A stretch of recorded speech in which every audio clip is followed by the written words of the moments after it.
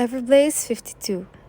Remind me never to light leap again, Kif mumbled as Elwin sprayed a misty elixir upon his nose and told him to take a deep breath. Fade fuel. Sophie had hoped she'd never need the all too familiar elixir again, but Grady took one look at them when they got home and shouted for Edeline to hail Elwin. At least there are no other injuries this time, Elwin said, flashing a yellow orb of light around Kif and putting on his iridescent spectacles. But you do have the most traumatized cells I've ever seen. I'm not surprised, given what little I know about the unmapped stars, Alden said as he paced the living room. Sophie had hailed him the second they were home safe. Did you know it was possible to live underground or under the ocean? Grady asked him. Alden shook his head. I knew the light of the unmapped stars granted unusual abilities, but I never realized they defied our physical laws. At quite a cost, Elwin muttered, handing Sophie and Gift two blood-red vials. I need to completely rebuild your cells. Don't worry, it's painless. You'll feel a bit itchy tonight, but I have a poultice that should help. Sophie downed the remedy, gagging as the cold liquid hit her throat. Kif barely managed to choke his down. Okay, that's not the worst thing I've ever tasted, but it might be a close second. Oh, trust me, I have lots worse, Elwin assured him. Keep hanging around her, and I'll bet you'll get to try them. As for you, he turned to Sander. I'm not sure any of my elixirs will work on your physiology. I can probably make some twigs tonight. I have a remedy of my own, Sander promised, removing a flat black flask from one of his pockets. He took a huge swig, making his chest heave and his eyes stare, but the fit passed after a few seconds and he looked much less pale. What is that? Elwin asked, taking the flask and sniffing it. He gagged and handed it back. Never mind, I don't want to know. You don't, Sander agreed. So they're going to be okay? Adeline asked, smiling when Elwin nodded. Her eyes looked tight and tired, but her voice was calm and steady as she asked, Then what are we going to do about the next meeting with the Black Swan? Assuming they even show up, Sophie said through a sigh. Oh, they'll show, Gift promised. I threatened them with sparkly poop. Plus, we passed their tests, so it's only fair. Did we pass? Sophie asked. The Neverseen still got away. I'm not sure that's what was being tested, Alden said quietly. I can only speculate, of course, but it seems logical that today's meeting was designed to discover the source of their leak. It's what I would have done, create a scenario with a limited number of variables. Like an island that can only be reached by very specific means. Grady jumped in. Exactly, Alden agreed. Then send you there using a convoluted trail no one could possibly follow. Like the light of 5 unmapped stars, Edeline suggested. Alden nodded. And then monitor the situation from both inside and out to gather the most possible information. I suspect that's why this Mr. Forkle figure wasn't there. He was likely following up on certain leads. Meanwhile, we got to be the bait, Sanders said, squeezing his flask so hard he left dents in it. Highly protected bait, Alden corrected. They did have an entire fleet of dwarves there to protect you, and it was also meant to be trapped for the Neverseen, which would have been brilliant had it succeeded, but Sander had scared them away too quickly. I wish they would have told us what they were doing, Sophie said, kicking at the floor. Ah, but if they tip you off, it would have tipped off their leak as well, Alden reminded her. Everything is infinitely more complicated when you cannot trust your own organization. He shared a look with Grady that made Sophie wonder if he was referring to the council as well. Classified secrets were still continuing the leak. But Sophie would have to worry about that for another day. For now, she was going to check on Sylvanie and try to get some sleep, despite the itch tickling her cells. And then they had a meeting with the Black Swan to plan. Kif had agreed to come over the next day to brainstorm ideas, but he hailed Sophie in the morning to let her know he couldn't make it. His parents had been surprisingly worried after he told them about the attack, especially his mom, and even though he promised he was okay, they'd ask him to stay home so they'd know he was safe. Kif sounded horrified at the idea of a long family day, but Sophie was happy for him. Maybe his parents were finally realizing how awesome their son was. She tried to brainstorm plans alone, but everything sounded too obvious. Fitz and Biana weren't much help either when they stopped by to check on her. Plotting and scheming really were Kif's forte. But Kif was busy the next day too. His dad had set them up a whole day together at the sanctuary, and while Sophie was a little jealous that he got to check on Sylvanie, she knew once the council ordered her punishment, she'd probably see the hyper alicorn every day. Instead, she used the time to finish organizing Adeline's office, trying to keep her mind off the fact that the councilors could be electing their newest member as early as the next day.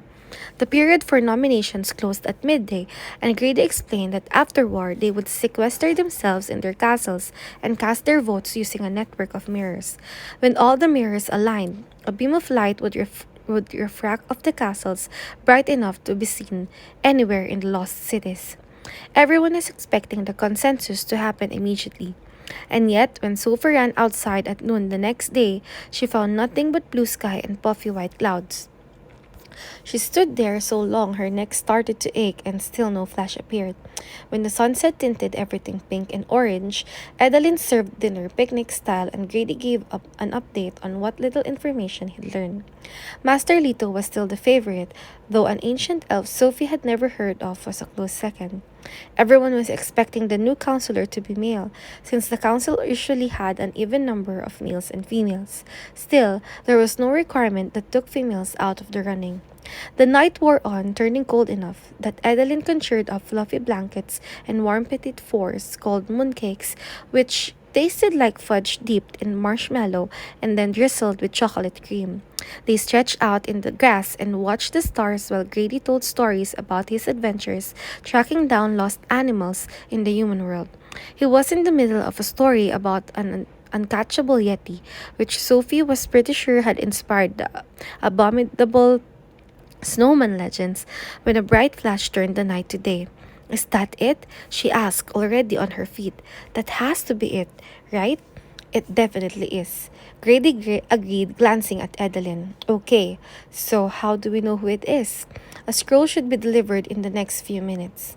He'd barely finished the sentence when a courier glittered into the pastures and handed Grady a scroll sealed with golden wax. We can't open it for another 23 minutes, Grady explained, tucking the scroll in his pocket for safekeeping. The elves liked to time their messages so everyone could hear the news as one, but the 23 minutes felt like 23 centuries, and Sophie had to resist the urge to tackle Grady and take it. When it was time to break the seal, Sophie ripped it out of his hands. Her palms were sweaty and her heart was racing, but her lips curled into a smile when she finally read the name. Their newest counselor would be Dame Alina. 53 Everblaze. The crowd that gathered in front of the councilors' castles the next morning seemed to have mixed feelings about the election. Dressed in their finest and bearing lavish gifts, they greeted their newest councilor with a standing ovation as she appeared with the other 11 councilors on the arched crystal stage that had been created for the occasion. But when the applause died down, Sophie could hear the whispers and mutterings. We needed someone stronger, someone with more experience, someone to take control. Even those in favor were concerned about the upheaval this would cause at Foxfire. But Dame Alina, no, Councillor Alina, Sophie corrected, smiled and waved like she had no idea they were discontent.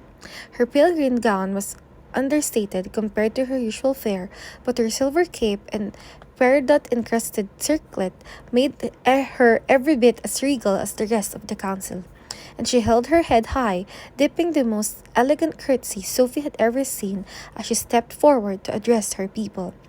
Thank you, she called, her sharp voice slicing through the chilly morning air. Thank you for such an incredible welcome. It is truly my honor to come before you today. She fell silent, and Sophie wondered if that was all she was going to say. But Councillor Alina turned and pointed to the ruins of Eternalia in the distance. I cannot ignore that this position I've been given is the result of one of the greatest tragedies of our world has ever seen. Nor would I want to. That's why I've chosen this color for my crown. I want my time ruling to stand in memorial to what we've lost and as a testimony to what we will regain. She turned back to the crowd, pausing to let her glassy eyes study the faces of the people standing before her. I hear your cries for justice and change, and I realize that trust is earned, not given. But I want you to know that I am ready to brave the long road ahead. I'm ready to make the hard choices. I'm ready to grow and learn and regain control. Past wounds will heal, and past wrongs will be corrected. The life we used to know will return. We are all part of the most dramatic time we've ever faced in our long history. But it's an exciting time, an inspiring time, a time we will look back on centuries from now as a pivotal moment, a chance to prove the superiority of the Elven way. And I am honored to help us rise to the occasion. The crowd erupted into another round of applause, this time sounding more sincere. And as Councillor Emery stepped forward and called for silence, Sophie noticed that none of the whispers returned. His dark skin was silhouetted against the bright sky, giving him an aura of power and confidence as he cleared his throat and called, "Thank you for joining us this morning and for all your patience during these long, tumultuous days. Like you, we are still mourning and healing, but we are also rebuilding, and we stand before you ready to rule. Many changes are already in the works, and we will share them over the course of the coming days. But to start, I have an announcement to make. As you know, Councillor Alina's appointment has opened up the position of Foxfire Principal, and in order to ensure that our prestigious academy in no way falls into disarray, our first order of business was to elect her replacement. Numerous names were discussed and considered, and we selected a candidate with both the strong leadership required and the experience at Foxfire to transition quickly. So from this day forward, the principal at Foxfire will be Master Lito Kerloff, who shall henceforth be called Magnet Lito Kerloff. Correspondingly, the beacon of the Silver Tower will now be Lady Cadence Tal, or Tail, who shall henceforth be called Master Cadence Tail. She will maintain her session with her sole prodigy in addition to her new responsibilities, and all transitions will be made in time for the return of regular sessions at Foxfire on Monday. Meanwhile, all members of the nobility will return to work today. He paused to let that information settle, but not long enough for Sophie to decide how she felt about any of it. She tried to applaud as the counselors slowly glittered away, but something about the speeches had unsettled her, and it had nothing to do with all the shifts and changes. She didn't figure it out until late that night as she lay in bed, tossing and turning, unable to find her way to sleep. Counselor Alina had met Sophie's eyes only once during her speech, and it was when she'd promised she was ready to make the hard choices. "So when are the counselors going to decide on my punishment?" Sophie asked, stopping Grady at the Lip Master before he could leave for his latest assignment. Now that the council was back in session, they wanted him crawling through tunnels searching for the missing dwarfs again, which meant she might not see him for days. Grady adjusted his heavy cape, looking particularly uncomfortable as he told her, "I'm still waiting for word on that myself. King Dimitar's deadline is only a few days away, so I expect it will happen rather swiftly. But it depends on how quickly they agree." "How will I know when they've decided?" "No one has told me that either. But I promise, Alden and I are both staying on top of it. We are as eager to have this settled as you are." He pulled her close, kissing the top of her head as he whispered, "In the meantime, stay safe. I'll be home as soon as I can." She watched him glitter away, then headed back to her room to hail Keith. His dad was back on assignment too, which meant he was finally free to brainstorm meeting options for the Black Swan, and just in time, since the deadline they'd given the Black Swan was that day. She'd expected Keith's ideas to be complicated and crazy, and there were definitely a few like that in the mix. One even involved forcing the Black Swan to visit 5 of the places on Keith's stinkiest spots in the world list before coming full circle back to the cave. But in the end, Keith surprised her with what he pushed for. "We meet tomorrow at sunset outside my old home. You bring the answers, we'll rearrange the gnomes." "You don't think we should at least push for them to meet us at that window in Italy? That way we can find out where it is," Sophie asked. "Nah, we can find it ourselves. Plus, then we'd have to tell them we know about it. Why give away a secret if you don't need to? Trust me, San Diego's perfect. This forkle dude has just as much history there as you do, which should throw him off his game. And it'll make it way easier to nag him about what happened the day he activated your telepathy and about the boy who disappeared and anything else you've been stressing about since it all happened right there. I guess you're right. What do you mean you guess? Of course I'm right. I'm a genius, remember? A genius who's dressed all fancy, Sophie pointed out, grinning when Kif blushed. She was used to Kif's untucked school uniforms, wrinkled tunics, and loose-fitting pants, which she still somehow always managed to look good in, but now he was all tailored. His fitted jerkin showed broad shoulders Sophie hadn't realized he had, and his pants, cape, and undershirt were all expertly cut and made of thick, expensive fabric. Even Fitz would look sloppy next to him. My mom took me shopping, he mumbled. Said it was time I started dressing like a sensen. At first I was like, dude, this is lame. But then I was like, but I look good. And I do, don't I? Admit it, Foster. You've been checking out the Kifster and maybe even the Keister. He turned and did some sort of figgly dance until Sophie tossed the pillow at his head. Don't we have a note to leave?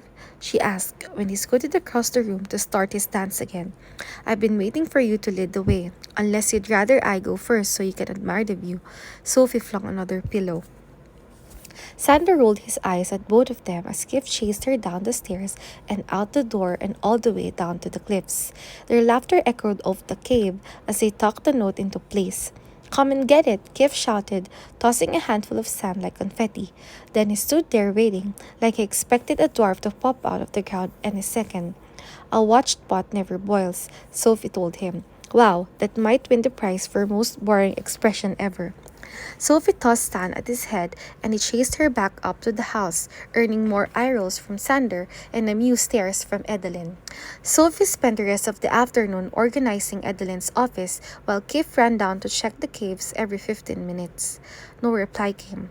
Not until the next morning, when Sophie dragged Sander down to the beach at the crack of dawn after another long night with very little sleep. A tiny black pillbox held the shortest note the Black Swan had ever given her. It simply said, "Okay."